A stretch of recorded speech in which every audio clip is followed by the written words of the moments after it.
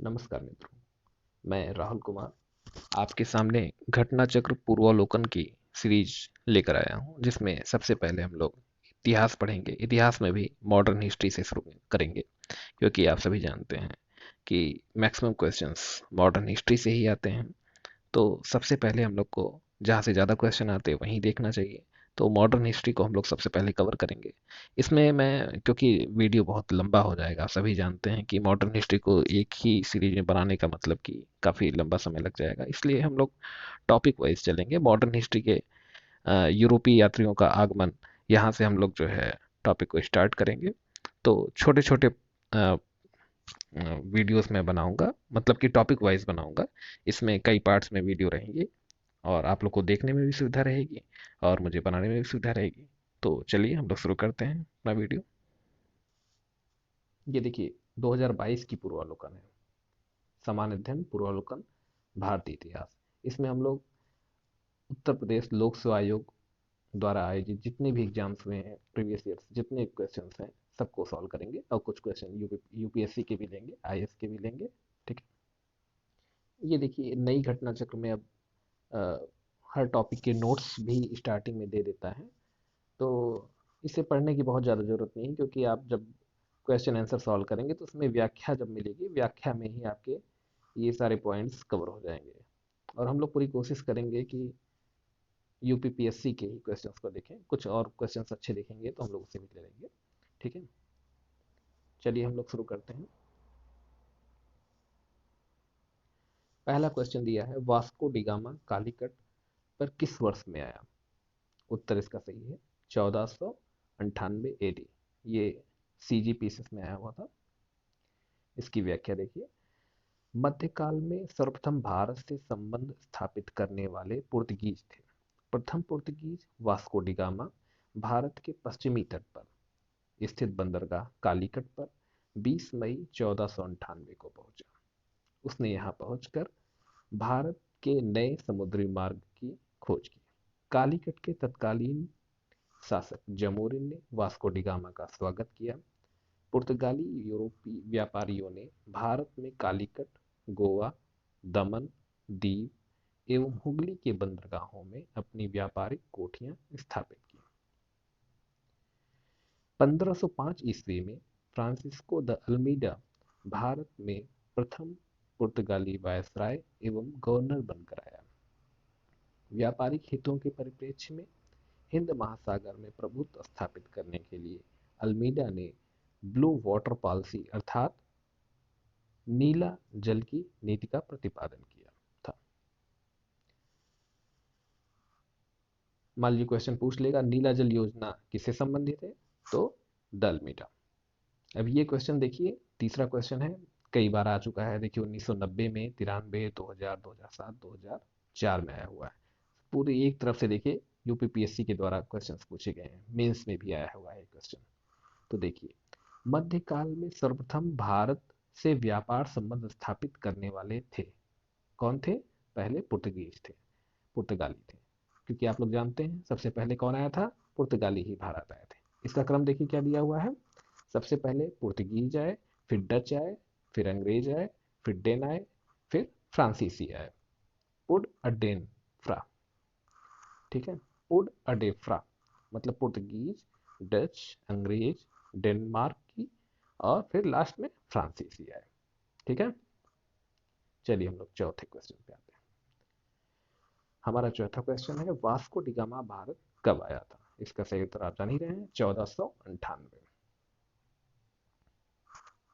पांचवा क्वेश्चन चलिए छोड़ देते हैं, हम आते हैं छठवें क्वेश्चन पे। छठवां क्वेश्चन है, निम्नलिखित में से किसने वास्को डिगामा का कालीकट में स्वागत किया था? आंसर क्या है? जमोरिन। सातवां क्वेश्चन देखिए, यहाँ पे आपको पूरे 54-55 क्वेश्चन दिए हुए हैं। इसमें हम लोग इंपॉर्टेंट क्वेश्चन देख लेंगे। ठीक है, कुछ अदर पीएससी के भी क्वेश्चन देख लेंगे। ठीक है, तो यहाँ देखिए कूट मिलान करना है। कूट मिलान की सबसे बड़ी खासियत ये रहती है कि चार ऑप्शन दिए रहते हैं, ए बी सी डी। इसमें से कोई एक ऑप्शन भी आप अगर सही कर लेते हैं तो संभावना ये रहती है कि आपको चारों ऑप्शन का मिलान हो जाएगा आपका। अब जैसे यहाँ पे आप देखिए, समुद्र, एक तरफ समुद्री यात्री दिया हुआ है, एक तरफ देश दिया हुआ है। समुद्री यात्री में किसका नाम है? Vasco da Gama. Columbus, Captain Cook, Tasman. और देश के नाम दिए हुए हैं स्पेनी, स्पेन, पुर्तगाल, हॉलैंड एंड ग्रेट ब्रिटेन। तो इसमें देखिए वास्को डिगामा का आंसर क्या हो जाएगा, पुर्तगाल हो जाएगा। जब वास्को डिगामा का पुर्तगाल आपको मिल गया तो आप देखिए कौन सा ऑप्शन सही हो रहा है, इसका इसका बी सही हो रहा है। जब बी सही हो रहा है तो आप देखिए ए बी सी डी चारों में केवल वास्को डिगामा, वास्को डिगामा का पुर्तगाल से केवल बी ऑप्शन में ही सही मिल रहा है हमें, तो सीधा आंसर बी हो जाएगा। तो इसमें आपको अपना लॉजिक भी लगाना पड़ेगा, बहुत ज़्यादा उलझने की जरूरत नहीं। फिर भी हम देखते हैं आगे। तो इसमें आंसर हो जाएगा वास्को डिगामा का पुर्तगाल हो जाएगा, कोलंबस का स्पेन हो जाएगा, कैप्टन कुक का ग्रेट ब्रिटेन हो जाएगा, और तस्मान का हॉलैंड हो जाएगा। ये आईएएस प्री 2000 में आया हुआ क्वेश्चन है, इसकी व्याख्या भी देख लेते हैं। पुर्तगाली यात्री वास्को डिगामा ने भारत के मार्ग की, स्पेन यात्री कोलंबस ने अमेरिका की, ब्रिटेन के कैप्टन कुक ने ऑस्ट्रेलिया की, तथा हॉलैंड के तस्मान ने वान डीमंस लैंड, जिसका वर्तमान नाम है तस्मानिया, तथा न्यूजीलैंड की खोज की। तो तस्मान ने जो है वान डीमन लैंड की खोज की है, और किसकी खोज की है, न्यूजीलैंड की। तस्मान ने न्यूजीलैंड की खोज की है और तस्मानिया की खोज की है। तस्मान से तस्मानिया याद हो जाएगा आपको, और न्यूजीलैंड भी याद कर लीजिए। ठीक है, अगला क्वेश्चन है 8वां। तो देखिए भारत में पुर्तगाली शक्ति का वास्तविक संस्थापक कौन था। इसका आंसर सही है, कोशिश करिए, आप लोग भी कोशिश किया करिए कि इसके चार ऑप्शन को देख के हम खुद गेस करें। ठीक है, इसका बी ऑप्शन सही है, अल्बुकर्क। चार ऑप्शन दिए हैं, Vasco da Gama, Albuquerque, Bartholomew dyes और जॉर्ज ऑक्सडन। तो इसमें बी ऑप्शन सही है, अल्बुकर्क। इसकी व्याख्या भी देख लेते हैं। भारत में पुर्तगाली शक्ति का वास्तविक संस्थापक अल्बुकर्क, जिसका शासनकाल था 1509 से 1515 ईस्वी था। इसने भारत में एक प्रादेशिक शक्ति के रूप में पुर्तगाली राज्य की स्थापना की। फरवरी 1510 में बीजापुर के आदिल शाही सुल्तान से गोवा को जीतना अल्बुकर्क की पहली महत्वपूर्ण उपलब्धि थी। गोवा की विजय ने दक्षिण पश्चिमी समुद्र तट पर पुर्तगाली नौसैनिक प्रभुत्व पर मुहर लगा दी, और इसके साथ ही भारत में क्षेत्रीय पुर्तगाली राज्य की स्थापना हुई। अल्बुकर्क ने भारत में पुर्तगालियों की संख्या में वृद्धि करने एवं उनकी स्थायी बस्तियां बसाने के उद्देश्य से पुर्तगालियों को भारतीय महिलाओं के साथ विवाह करने के लिए प्रोत्साहित किया। अगला क्वेश्चन देखिए, ये लोकसभा यूपीएससी में आया हुआ है क्वेश्चन है, 2003 में आईएएस में आया हुआ है। 9वां देखिए, भारत में यूरोपीय शक्तियों के प्रवेश के संदर्भ में निम्न में से कौन सा कथन सही नहीं है। देखिए एक कथन सही नहीं है, तो तीन सही हैं और एक नहीं सही है। पढ़ते हैं इसे। पुर्तगालियों ने 1499 में गोवा पर कब्जा किया था। बी देखिए, अंग्रेजों ने पहला कारखाना दक्षिण भारत में मछलीपट्टनम में लगाया। तीसरा ऑप्शन देखिए, पूर्वी भारत में अंग्रेजी कंपनी ने 1633 में उड़ीसा में पहला कारखाना लगाया। डी ऑप्शन देखिए, डुप्ले के नेतृत्व में फ्रांसीसियों ने 1746 में मद्रास पर कब्जा किया था। तो इसमें कौन सा सही नहीं है, ए ऑप्शन सही नहीं है, मतलब पुर्तगालियों ने 1499 में गोवा पर कब्जा किया था, यह गलत ऑप्शन है, कब्जा नहीं किया था। ठीक है, इसमें तीन ऑप्शन सही है। देखिए एक गलत है तो तीन सही, जो तीन सही है हमें तीनों को याद कर लेना है। बी ऑप्शन देखिए याद कर लीजिए, सी और डी। बी में क्या है, अंग्रेजों ने अपना पहला कारखाना कहाँ बनाया, दक्षिण भारत में मछलीपट्टनम में, ये याद करना आपको। फिर सी ऑप्शन दिया है, पूर्वी भारत में अंग्रेजी कंपनी ने 1633 में उड़ीसा में पहला कारखाना बनाया, ये भी बिल्कुल सही है। तो डुप्ले, डी ऑप्शन है, डुप्ले के नेतृत्व में फ्रांसीसियों ने 1746 में मद्रास पर कब्जा किया, बिल्कुल सही है। अब हम लोग आते हैं 10वें क्वेश्चन पे। 10वां क्वेश्चन देखिए, यूपीपीएससी मेंस में आया हुआ है 2010 में। पुर्तगालियों ने भारत में निम्नलिखित में से किस स्थान पर प्रथम दुर्ग का निर्माण किया था। या अंजीदीप में, कन्नानौर में, कोचीन में, गोवा में। तो इसका आंसर सही है सी, कोचीन में। पुर्तगालियों ने भारत में प्रथम दुर्ग, भारत में प्रथम यूरोपीय दुर्ग भी है ये, का निर्माण अल्फांसो द अल्बुकर्क इस समय वह गवर्नर नहीं था, द्वारा 1503 में कोचीन में कराया गया था। ठीक है, 11वां क्वेश्चन भी चलिए देख लेते हैं। किन यूरोपियों ने भारत में प्रथमतः सामुद्रिक व्यापारिक केंद्र स्थापित किए? सी सही है इसका, पुर्तगाली। इसकी व्याख्या भी देख लेते हैं। यूरोपीय शक्तियों में सर्वप्रथम पुर्तगाली व्यापारियों ने भारत में सामुद्रिक व्यापारिक केंद्र स्थापित किए। भारत में प्रथम पुर्तगाली वायसराय फ्रांसिस्को द अल्मीडा ने 1509 में दीव पर अधिकार कर लिया। दीव पर अधिकार के साथ ही पुर्तगाली हिंद महासागर में सबसे अधिक शक्तिशाली हो गए। पुर्तगालियों ने हिंद महासागर से होने वाले व्यापार पर एकाधिपत्य स्थापित कर लिया और यहाँ से गुजरने वाले अन्य जहाजों से कर की वसूली की।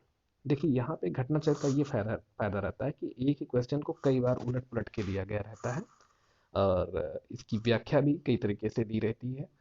हर क्वेश्चन के नीचे व्याख्या दी रहती है, कई बार रिपीटेशन भी रहता है, तो उससे कोई खास नुकसान नहीं, इससे रिवीजन हो जाता है और क्वेश्चन का तरीका भी, पूछने का तरीका भी अलग रहता है। तो कई एंगल से एक ही क्वेश्चन को जब पूछता है तो ये क्वेश्चन जो है हमारे एकदम पूरी तरह से कंप्लीटली तैयार हो जाते हैं। ये फायदा है घटना चक्र का। देखिए दोस्तों, ये मेरी यूट्यूब पे स्टडी मटेरियल में पहली वैसी वीडियो है और इसमें जो भी कमी रहेगी आप लोग कमेंट बॉक्स में ज़रूर लिखिएगा। तो नेक्स्ट वीडियो में हम इसमें कुछ सुधार भी करने की कोशिश करेंगे। और ये मेरा शुरुआती स्टेज है, इसलिए थोड़ी बहुत कमियां हो तो इसे इग्नोर भी करिएगा और बताइएगा भी जहाँ बहुत ज़्यादा कमी रहेगी, माइनर कमी को इग्नोर करिएगा। चलिए हम लोग आते हैं 12वें क्वेश्चन पे। बंगाल की निम्नलिखित फैक्ट्रियों में से एक जो पुर्तगालियों द्वारा स्थापित की गई वह थी। बांदेर ए ऑप्शन है, बी ऑप्शन है चिंसुरा, सी ऑप्शन है हुगली, डी ऑप्शन है श्रीरामपुर। तो इसका आंसर सही है सी, हुगली। तो क्या होगा आंसर पूरा? हुगली। पूरा पढ़ लेते हैं एक बार फिर से। बंगाल की निम्नलिखित फैक्ट्रियों में से एक जो पुर्तगालियों द्वारा स्थापित की गई थी वह थी हुगली। ठीक है, चलिए हम लोग आगे आते हैं। देखिए 12वें की व्याख्या दी हुई है, इसे हम लोग व्याख्या पढ़ते हैं अच्छे से। पुर्तगाली गवर्नर नीनो डी कुन्हा 1529 से 1538 ईस्वी ने मद्रास के निकट सेंथोमी और बंगाल में हुगली में पुर्तगाली बस्तियां स्थापित कर भारत के पूर्वी समुद्र तट की ओर पुर्तगाली वाणिज्य का विस्तार किया। 1534 ईस्वी में पुर्तगालियों ने बंगाल के शासक गियासुद्दीन महमूद शाह से सतगांव और चटगांव में अपनी फैक्ट्रियां स्थापित करने की अनुमति प्राप्त कर ली। इसके बाद संपूर्ण बंगाल में अनेक पुर्तगाली बस्तियों की स्थापना की गई। चटगांव, जिसे पुर्तगाली महान बंदरगाह के रूप में अभिहित करते थे, उनके द्वारा प्रयुक्त किया जाता रहा, किंतु 16वीं सदी में सतगांव का पतन हो गया और उसका स्थान हुगली ने ले लिया। चिंसुरा में डचों ने गुस्तावुस किले का निर्माण कराया था। किसका? गुस्तावुस। चिंसुरा में डचों ने गुस्तावुस किले का निर्माण कराया था। श्रीरामपुर डेनिस का प्रमुख केंद्र था। चलिए 13वें क्वेश्चन पे आते हैं। 13वां क्वेश्चन देखिए, यूपीपीएससी मेंस में आया हुआ क्वेश्चन है, ये भी इंपॉर्टेंट क्वेश्चन है। पांडिचेरी वर्तमान पुदुचेरी के संदर्भ में निम्नलिखित कथनों पर विचार कीजिए। ये ऑप्शन है, पांडिचेरी पर कब्जा करने वाली पहली यूरोपीय शक्ति पुर्तगाली थे। बी ऑप्शन देखिए, सेकंड, पांडिचेरी पर कब्जा करने वाली दूसरी यूरोपीय शक्ति फ्रांसीसी थे। तीसरा देखिए, अंग्रेजों ने कभी पांडिचेरी पर कब्जा नहीं किया। तो इसमें हमें बताना है कि कौन सा कथन सही है। तो कथन एक सही है। क्या सही है? पांडिचेरी पर कब्जा करने वाले पहली यूरोपीय शक्ति पुर्तगाली थे। और बी, सेकंड और थर्ड आपका गलत है, तो मतलब आंसर एक सही है। ठीक है, आइए इसकी हम लोग व्याख्या भी पढ़ लेते हैं। पांडिचेरी में सर्वप्रथम पुर्तगालियों ने अपना उपनिवेश स्थापित किया था। पांडिचेरी में इसके बाद डेंस और डचों ने अपनी व्यापारिक कोठियां स्थापित की थी, जिसके बाद 1673 ईस्वी में फ्रांसीसियों ने यहाँ पर अपनी बस्ती स्थापित की। अंग्रेजों ने भी पांडिचेरी पर 1793 ईस्वी में कब्जा कर लिया और फिर 1814 ईस्वी में हुई पेरिस की संधि के तहत इसे फ्रांस को सौंप दिया। इस प्रकार कथन एक सही है। ये देखिए IS प्री 1995 में आया हुआ क्वेश्चन है। देखिए इतिहास के क्वेश्चन बदलते नहीं है, ना कभी पुराने होते हैं। अब देखिए इतिहास में जो घटनाएं घट गई, आप कहेंगे 1995 में IS में क्वेश्चन आया तो अब नहीं आएगा, ऐसा पॉसिबल ऐसा नहीं है। बहुत सारे पुराने क्वेश्चन 20-20 साल पुराने क्वेश्चन भी फिर से रिपीट कर लेते हैं, ठीक है। इसलिए हम लोग अच्छे क्वेश्चन को जरूर लेंगे, ठीक है। 14वां क्वेश्चन देखिए, इसमें दिया है कि हुगली को बंगाल की खाड़ी में समुद्री लूटपाट के लिए किसने अड्डा बनाया था? आंसर है पुर्तगालियों ने। व्याख्या देखिए, पुर्तगालियों द्वारा हुगली को बंगाल की खाड़ी में समुद्री लूटपाट के लिए अड्डे के रूप में इस्तेमाल किया गया था। चलिए हम लोग आते हैं 16वें क्वेश्चन पे। 16वां क्वेश्चन देखिए, यूपीपीएससी स्पेशल वैकेंसी आई थी, इसका मेंस जो था 2004 में, उसकी क्वेश्चन है ये। देखिए, निम्नलिखित में से कौन कलकत्ता का संस्थापक था? ये क्वेश्चन बहुत ही बार पूछा जा चुका है।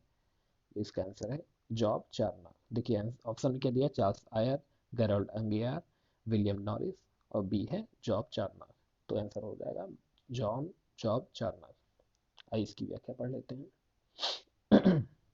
कासिम बाजार की फैक्ट्री के प्रमुख जॉब चार्नक ने अंग्रेजों के व्यापार केंद्र के लिए हुगली के स्थान पर सूतानूती सूतानूती अर्थात अथवा सुतनौती कलकत्ता का स्थल है को चुना।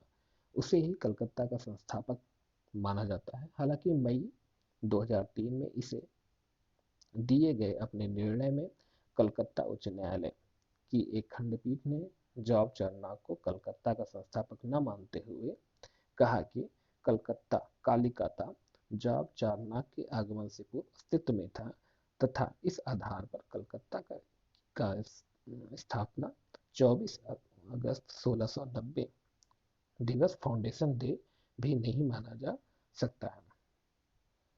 18वां क्वेश्चन देखिए, निम्न में किस स्थान पर भारत में प्रथम नगर निगम स्थापित किया गया था? बी ऑप्शन सही है, मद्रास। आधुनिक भारत में पहला नगर निगम 1688 ईस्वी में मद्रास के पूर्व प्रेसिडेंसी शहर में स्थापित किया गया था। 19वां क्वेश्चन देखिए, भारत के साथ व्यापार के लिए सर्वप्रथम संयुक्त पूंजी कंपनी किन लोगों ने आरंभ की? बी डच ने। व्याख्या देखिए इसकी, भारत के साथ व्यापार के लिए सर्वप्रथम संयुक्त पूंजी कंपनी 1599 ईस्वी में लंदन में स्थापित अंग्रेजी ईस्ट इंडिया कंपनी, इसका पूरा नाम देख लीजिए, ईस्ट इंडिया कंपनी का the governor and company of Merchants of London trading into the East Indies था। इसके बाद 1602 ईस्वी में डच हॉलैंड संसद द्वारा पारित प्रस्ताव से एक संयुक्त डच ईस्ट इंडिया कंपनी की स्थापना हुई। विकल्प में ब्रिटेन न होने के कारण विकल्प बी सही उत्तर होगा। देखिए इसमें ब्रिटेन नहीं दिया हुआ है, पुर्तगाली दिया है, डच दिया है, फ्रेंच दिया है, डेनिश दिया है, ठीक है। अगला देखिए 20वां क्वेश्चन किसमें आया हुआ है? IS में आया हुआ है। चलिए इसे ले लेते हैं। निम्नलिखित कथनों में से कौन एक सही है? तो देखिए इसमें बी ऑप्शन सही है। डचों ने पुर्तगालियों को पराजित किया और आधुनिक कोच्चि में उन्होंने फोर्ट विलियम का निर्माण किया। फिर से देखिए, डचों ने पुर्तगालियों को पराजित किया और आधुनिक कोच्चि में उन्होंने फोर्ट विलियम का निर्माण किया, ठीक है। ये देखिए 21वां क्वेश्चन, भारत में ईस्ट इंडिया कंपनी की सफलता का राज था। उपरोक्त तीनों कथन सही है। देखिए क्या क्या है। ए ऑप्शन है, भारत में राष्ट्रीय भावना की कमी थी। ये कारण है किसका? ईस्ट इंडिया कंपनी के सफलता के। बी ऑप्शन देखिए, कंपनी की सेना को पश्चिमी प्रशिक्षण मिला था, यूरोपीय प्रशिक्षण मिला था, पश्चिमी प्रशिक्षण मिलता बोल सकते हैं, तथा उनके पास आधुनिक हथियार थे। सी, भारतीय सैनिकों में राष्ट्रीय भावना का भाव था जिसके फलस्वरूप कोई भी उन्हें अच्छा वेतन दे अपनी सेवा में लगा सकता था। जैसे कि आप जान रहे हैं कि जिस समय अंग्रेज आए थे, भारत में जो है कई राज्य थे, तो ये सभी आपस में अपना प्रभुत्व स्थापित करने के लिए, अपनी सत्ता स्थापित करने के लिए आपस में ही लड़ते थे। इसमें राष्ट्रीयता की भावना का तो कोई सवाल ही नहीं उठता है, क्योंकि दक्षिण भारत में अलग कई राज्य थे। मराठा सिख, मराठा हो गए, मैसूर हो गए, हैदराबाद के निजाम हो गए, और आप महाराष्ट्र में देखेंगे तो मराठा हो गए, और उसके उत्तर में जाएंगे पंजाब में तो सिख हो गए। तो इस प्रकार जो है, अब मुगल अलग ही है। मुगल का आप जान ही रहे हैं, 1707 में औरंगजेब की मृत्यु के बाद जो है मुगल एम्पायर जो है धीरे धीरे पतन की ओर बढ़ता गया। चलिए आगे बढ़ते हैं हम लोग। ये 22वां क्वेश्चन RI में है, रेवेन्यू इंस्पेक्टर का एग्जाम हुआ था 2014 में।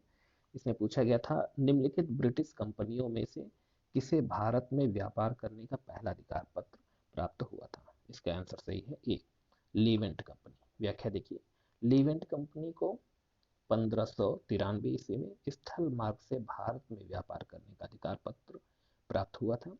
31 दिसंबर 1600 को महारानी एलिजाबेथ प्रथम ने the governor and company of Merchants of London trading into the East Indies को समुद्री मार्ग से ईस्ट इंडीज के साथ व्यापार करने का पहला अधिकार पत्र प्रदान किया था। 1702 ईस्वी में इसने न्यू कंपनी तथा महारानी एनी के साथ मिलकर एक त्रिपक्षीय इकरारनामा किया।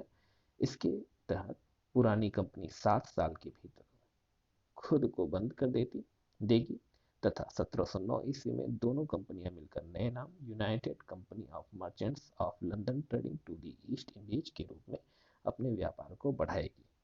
यह कंपनी सामान्यतः ईस्ट इंडिया कंपनी के नाम से प्रसिद्ध हुई। अब 30वां क्वेश्चन देखिए। ये क्वेश्चन देखिए PCS प्री में आया है 2012 में, और लोअर में आया है 2004 में। लंदन में ब्रिटिश ईस्ट इंडिया कंपनी के गठन के समय भारत का निम्नलिखित में से कौन शासक था? तो इसका आंसर हो जाएगा अकबर। ठीक है, अकबर का शासन कब तक था? 1556 से लेकर 1605 तक था। ठीक है, इसकी देखिए व्याख्या दिया है। सितंबर 1599 में लंदन में कुछ व्यापारियों ने लॉर्ड मेयर की अध्यक्षता में एक सभा का आयोजन किया, जिसमें पूर्वी द्वीप समूह के साथ व्यापार करने की योजनाएं तैयार की गई। इन व्यापारियों ने पूर्व के देशों के साथ व्यापार करने के आशय से 1599 ईस्वी में एक कंपनी का गठन किया। इसका नाम governor and company of Merchants of London trading into the East Indies रखा गया। इस दौरान भारत का बादशाह अकबर था, 1556 से 1605 ईस्वी।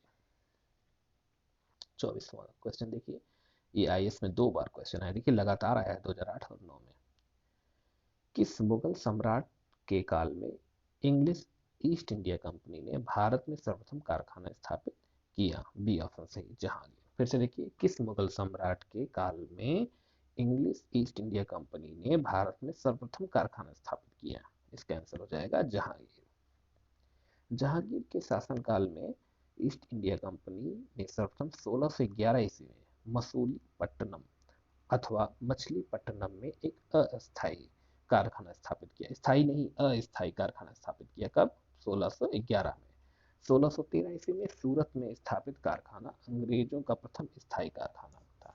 तो इसमें क्वेश्चन दो तरीके से पूछ सकता है कि ईस्ट इंडिया कंपनी का पहला अस्थायी कारखाना कहाँ पे स्थापित किया गया, तो कब स्थापित किया गया? 1611 में मछलीपट्टनम में।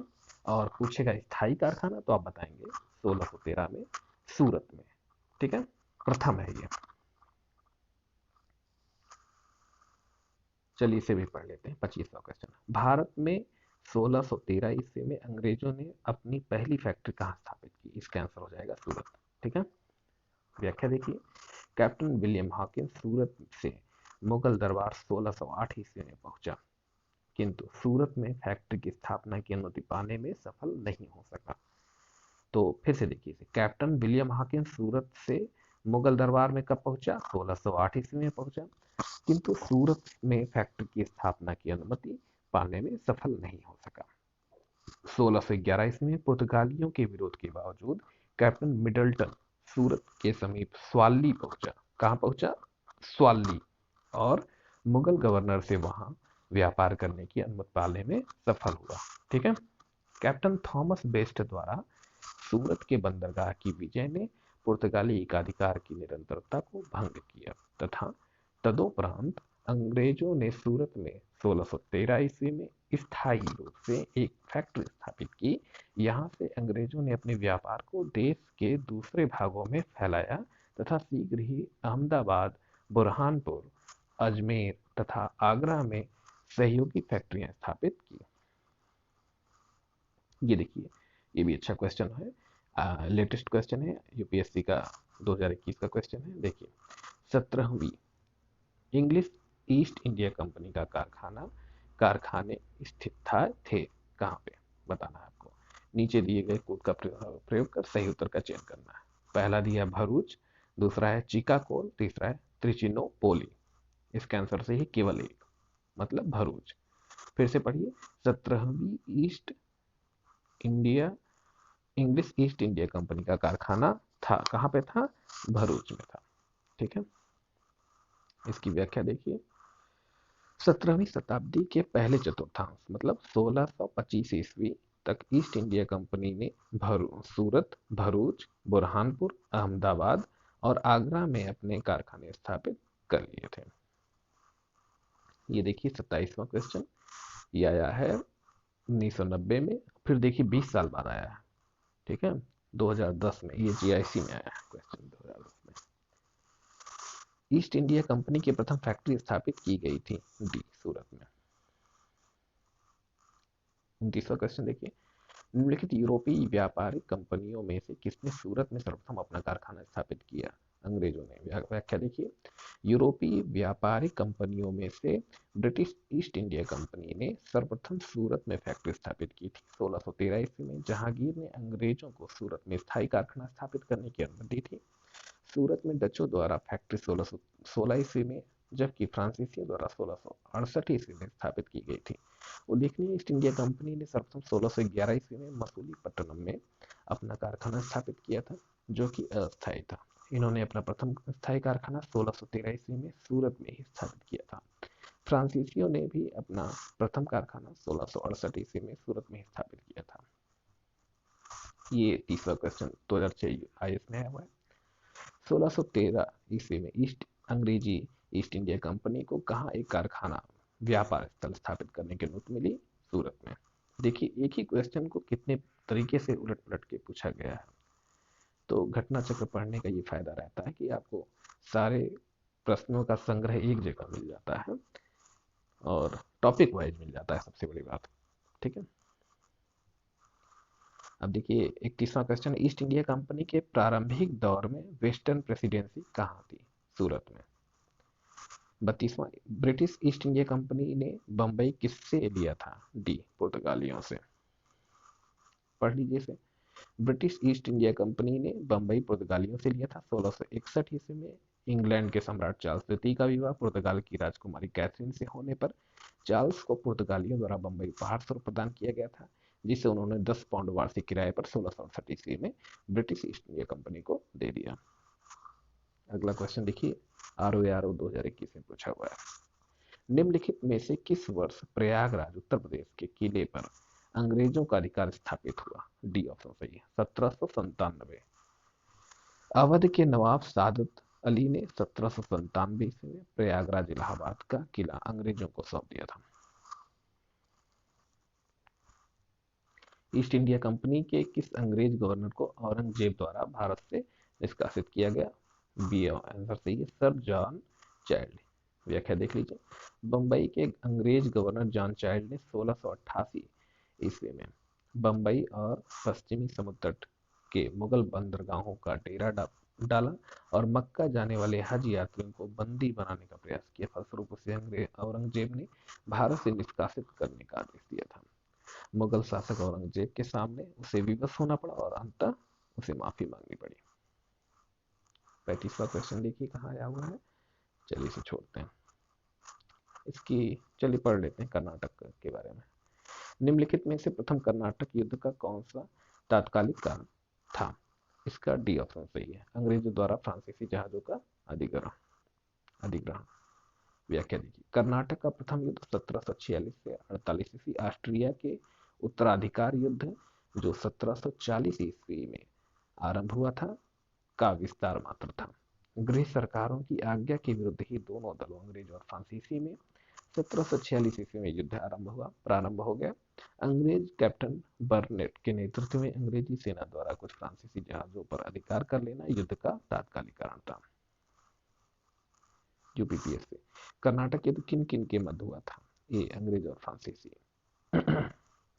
ये देखिए क्वेश्चन है, क्वेश्चन नंबर 37, कोट मिलान करना है।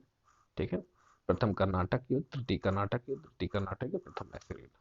और सूची 2 में देखिए दिया है, पेरिस की संधि से अंत हुआ, ब्रिटिश की हार हुई, निर्णायक युद्ध हुआ, एक्सला चैपल की संधि से अंत हुआ। इसका सही उत्तर क्या होगा? देखिए सी ऑप्शन सही है, इसमें हो जाएगा प्रथम कर्नाटक युद्ध किस संधि से समाप्त हुआ? एक्सला चैपल सापेल की संधि से अंत हुआ। प्रथम कर्नाटक युद्ध एक्सला चैपल सापेल की संधि से अंत हुआ। तृतीय कर्नाटक युद्ध पेरिस की संधि से अंत हुआ। द्वितीय कर्नाटक युद्ध अनिर्णायक रहा और प्रथम मैसूर युद्ध ब्रिटिश की हार हुई। और तीसरा क्वेश्चन देखिए कहाँ आया था, ये यूपीजीएससी 2017 में, चलिए इसको भी ले लेते हैं। पूछा गया है निम्नलिखित में से कौन सा एक सही सम्मिलित नहीं है? कर्नाटक का प्रथम युद्ध 1746 से 48 तक, ठीक है, इसे आपने अभी देखा ही था। ठीक है, देखिए कर्नाटक का प्रथम 1746 से 1748। कर्नाटक का द्वितीय युद्ध 1750 से 52, तृतीय है कर्नाटक का तृतीय युद्ध 1758 से 1763, इसमें हमें बताना है। और डी है पानीपत का तृतीय युद्ध 1761। ठीक है, अहमद शाह अब्दाली और मराठों के बीच हुआ था पानीपत का तृतीय युद्ध। ठीक है, तो इसमें हम देखते हैं कर्नाटक, सही उत्तर क्या हो जाए? कर्नाटक का प्रथम युद्ध हुआ था 1746 से 48। बी ऑप्शन गलत था आपका। ठीक है, यहाँ पे आंसर बी हो जाएगा, गलत हमें खोजना था। तो कर्नाटक का युद्ध कब हुआ था? 1749 से 1754। और इसमें ऑप्शन क्या दिया था, ये देख लीजिए, ऑप्शन दिया था 1750 से 1752। ठीक है, तो और आंसर क्या है? 1749 से 1754। तो कर्नाटक का प्रथम युद्ध 1746 से 48, कर्नाटक का द्वितीय 1749 से 54, कर्नाटक का तृतीय युद्ध 1758 से 1763, पानीपत का तृतीय युद्ध 1761। उल्लेखनीय है कि भारत में अंग्रेजों और फ्रांसीसियों के बीच लड़े गए युद्ध को कर्नाटक युद्ध के नाम से जाना जाता है। ठीक है, याद रखिए, अंग्रेज और फ्रांसीसी, कर्नाटक युद्ध। ठीक है। 39th क्वेश्चन है आपका, निम्नलिखित में से कौन सा प्रथम यूरोपियन व्यक्ति था जिसने भू क्षेत्र अर्जित करने के उद्देश्य से भारतीय राजाओं के झगड़ों में भाग लेने की नीति आरंभ की? बी है डुप्ले। इसकी व्याख्या पढ़ लेते हैं। डुप्ले ने पहली बार वे हथकंडे प्रयोग किए जो भारत को जीतने के लिए अंग्रेजों के मार्गदर्शक बने। डुप्ले प्रथम यूरोपीय था जिसने भू क्षेत्र अर्जित करने के उद्देश्य से भारतीय राजाओं के झगड़े में भाग लेने की नीति आरंभ की। यह डुप्ले ही था जिसने पहली बार यूरोपीय सेना को भारतीय राज दरबारों में भारतीय व्यय पर नियुक्त करवाया तथा जिसने पहली बार यूरोपीय हितों के लिए भारतीय राजनीति में हस्तक्षेप किया तथा भारत में यूरोपीय साम्राज्य की नींव रखी। उसके बारे में जी.बी. मॉलसन ने क्या लिखा है, देखिए, उसकी योजनाओं का प्रभाव उसके जाने के पश्चात भी रहा। वह भूमि जिसे उसने अपनी सूझबूझ से जोता तथा उर्वर बनाया और वह क्षमता जो उसने दर्शाई उसके लौटने के तुरंत पश्चात उसके प्रतिद्वंदी ने उपयोग की और उससे अत्यधिक लाभ उठाया। ये देखिए 2003 IAS में आया हुआ क्वेश्चन। चलिए सुनो, भारत में फ्रांसीसियों ने अपना सबसे पहला कारखाना निम्न स्थानों में से कहाँ लगाया? सूरत, पुलिकट, कोचीन, कासिम बाजार। आंसर हो जाएगा सूरत। लुई 14वें के मंत्री काल्बर्ट द्वारा 1664 ईस्वी में फ्रेंच ईस्ट इंडिया कंपनी की स्थापना हुई जिसे कंपनी देश इंडेस ओरिएंटलेस कहा गया। फ्रांसीसी कंपनी का निर्माण राज्य द्वारा हुआ और राज्य ही इसका सारा खर्च देता था। 1667 ईस्वी में फ्रांसिस कैरो के नेतृत्व में एक अभियान दल भारत के लिए रवाना हुआ जिसने 1668 ईस्वी में सूरत में अपने पहले व्यापारिक कारखाने की स्थापना की। अब देखिए हम कितने क्वेश्चन है एक बार देख लेते हैं। क्वेश्चन है यहाँ पे टोटल 55। ठीक है, चलिए हम लोग देख लेते हैं। 41वें क्वेश्चन पे पहुंचे हम लोग। फ्रांसीसी ईस्ट इंडिया कंपनी का स्थापित हुई थी किसके साथ? ये देखिए यूपीपीएससी में आया हुआ है। ये आंसर सही होगा। लुई 14वें के शासनकाल में फ्रांसीसी ईस्ट इंडिया कंपनी स्थापित हुई लुई 14वें के शासनकाल में। निम्नलिखित में से किसे भारत में फ्रांसीसी कंपनी का संस्थापक माना जाता है? कार्लबर्ट। निम्नलिखित में से किसे भारत में फ्रांसीसी कंपनी का संस्थापक माना जाता है? कार्लबर्ट। 43वां, बंगाल में निम्न में से कौन सा कारखाना डचों ने स्थापित किया था? इसमें देखिए बी और सी दोनों दे रहा है, मतलब चिंसुरा और हुगली। बंगाल में निम्न में से कौन सा कारखाना डचों द्वारा स्थापित किया? व्याख्या ये देखिए खुलते हैं। कभी कभी ऑप्शंस जो आंसर दिया था उससे नहीं समझ आता, तो व्याख्या पढ़ लेंगे तो उसका कंक्लूजन मिल जाएगा आपको। डचों की बंगाल में पहली कंपनी पीपली में 1627 ईस्वी में स्थापित हुई। इसके कुछ ही दिनों बाद डच पीपली से बालासोर चले आए। बंगाल में डचों ने 1635 ईस्वी में प्रारंभ कर 1656 ईस्वी के बीच कुछ समय तक हुगली में फैक्ट्री का संचालन किया।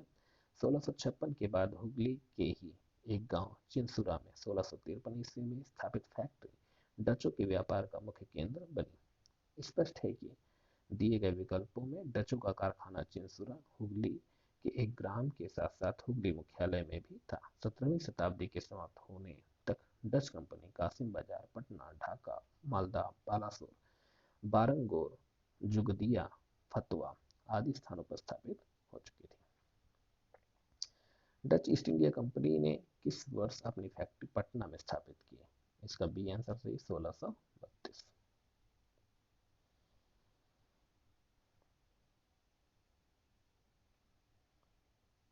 अगला हम लोग देखते हैं व्याख्या इसकी दी हुई। चलिए पढ़ लेते हैं व्याख्या।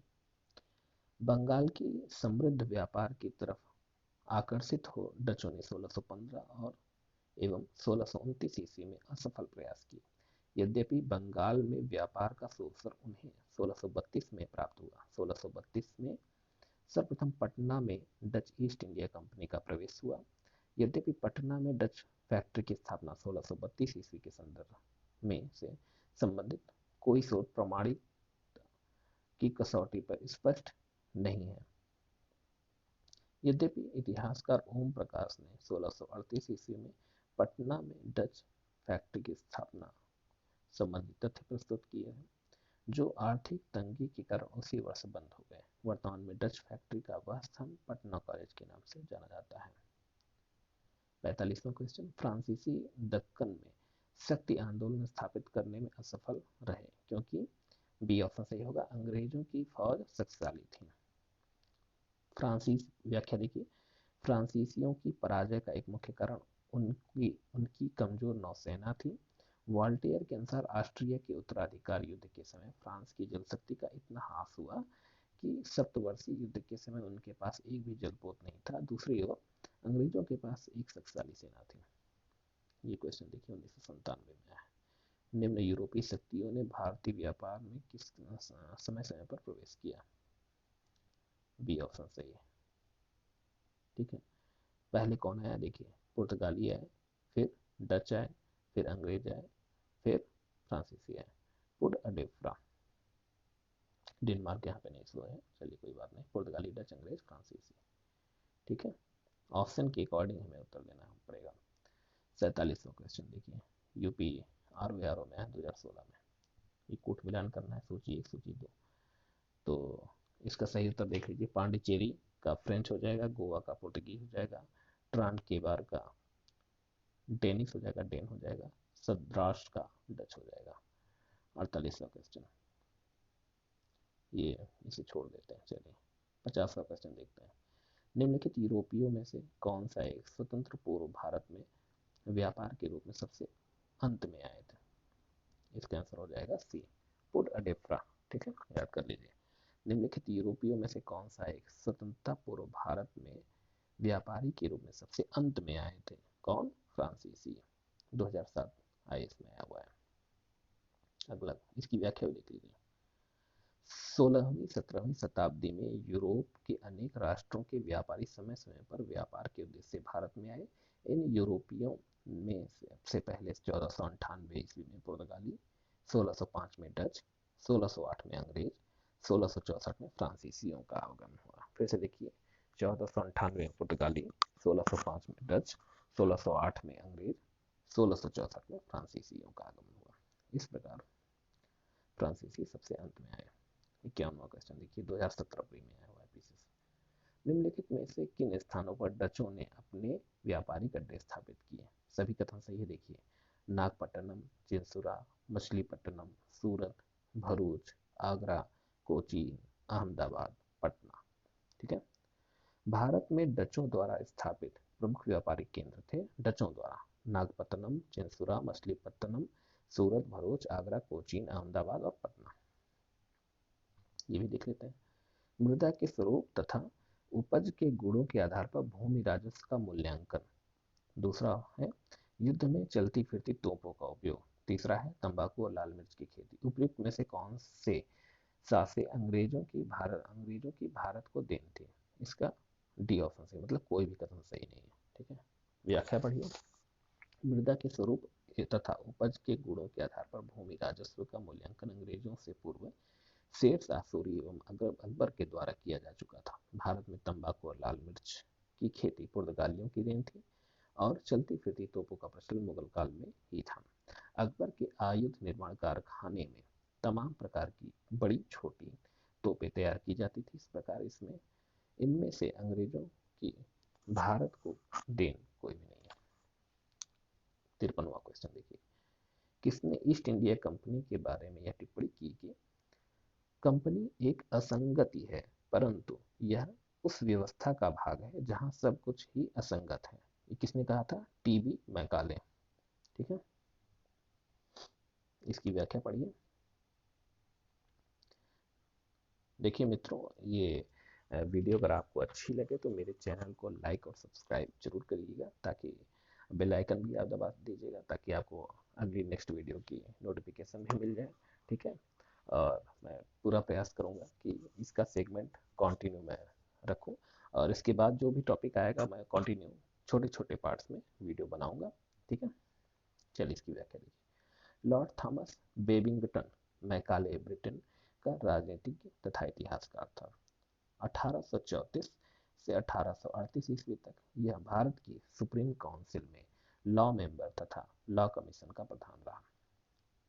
प्रसिद्ध दंड विधान ग्रंथ द इंडियन पीनल कोड की पांडुलिपि इसी ने तैयार की थी। किसने? मैकाले ने। ठीक है। अंग्रेजी को भारत की सरकारी भाषा तथा शिक्षा का माध्यम और यूरोपीय साहित्य, दर्शन तथा विज्ञान को भारतीय शिक्षा का लक्ष्य बनाने में इसकी महत्वपूर्ण भूमिका थी। ईस्ट इंडिया कंपनी की नीतियों पर टिप्पणी करते हुए मैकाले ने कहा था कि कंपनी एक असंगति है, परंतु यह उस व्यवस्था का भाग है जहां सब कुछ ही असंगत है। फिर से देखिए, कंपनी एक असंगति है, परंतु यह उस व्यवस्था का भाग है जहां सब कुछ ही असंगत है। 54वां क्वेश्चन, ये 2020 पीसीएस प्री में आया हुआ है। एक्सला सॉपेल 1748 की संधि के संदर्भ में निम्नलिखित कथनों में से कौन सा सही है? इसमें सी सही है, मतलब एक और दो दोनों सही है। प्रथम कर्नाटक युद्ध की समाप्ति एला सेपल की संधि 1748 में हुई थी, प्रथम कर्नाटक युद्ध की समाप्ति से। दूसरा ऑप्शन है अंग्रेजों को मद्रास पुनः प्राप्त हुआ इस संधि से। ठीक है, दोनों आंसर सही। पढ़ लीजिए इसे। व्याख्या। एक्सला सापेल की संधि 1748 से ऑस्ट्रिया के उत्तराधिकार का युद्ध समाप्त हो गया। यूरोप का युद्ध बंद होते ही कर्नाटक का प्रथम युद्ध समाप्त हो गया। मद्रास अंग्रेजों को पुनः प्राप्त हो गया। इस प्रकार कथन एक दो दोनों सही है। चलिए इसे लास्ट क्वेश्चन है, देख लीजिए इसे भी। भारत में अंग्रेजों की सफलता तथा फ्रांसीसियों की असफलता के कारण के संदर्भ में निम्न कथनों में से कौन सा से सही कथन है? ये पहला और दूसरा देखिए। पहला ऑप्शन है अंग्रेजों को बंगाल विजय से अपार धन एवं जनशक्ति का मिलना। दूसरा ऑप्शन है अंग्रेजों की बेहतर नौसेना ताकत। A B C D 4 option दिया हुआ है। एक, केवल दो, दोनों, एक दो, न तो एक न तो दो। तो इसका आंसर सही हो जाएगा दोनों, एक और दो। व्याख्या देखिए इसकी। भारत में अंग्रेजों की सफलता के कई कारण थे। इसमें अंग्रेजों की बेहतर नौसैनिक ताकत, बंगाल पर नियंत्रण से अपार्जन धन की प्राप्ति, कंपनी की विभिन्न इकाइयों में समन्वय योग्य नेतृत्व थे। ठीक है, इस प्रकार मित्रों ये टॉपिक हम खत्म करते हैं। अब इसके बाद हम लोग ईस्ट इंडिया कंपनी और बंगाल के नवाब, अगला वीडियो जो मैं बनाऊंगा उसमें ये टॉपिक रहेगा। ठीक है, तो मेरा ये वीडियो कैसा लगा आप लोगों को, आप लोग कमेंट में ज़रूर बताइएगा, अपने सुझाव बताइएगा। और पूरा प्रयास रहेगा धीरे धीरे मैं अपने वीडियो को की क्वालिटी थोड़ा और अच्छी करता जाऊंगा। ठीक है, प्लीज़ चैनल को लाइक और सब्सक्राइब जरूर करिएगा। ठीक है, थैंक यू वेरी मच।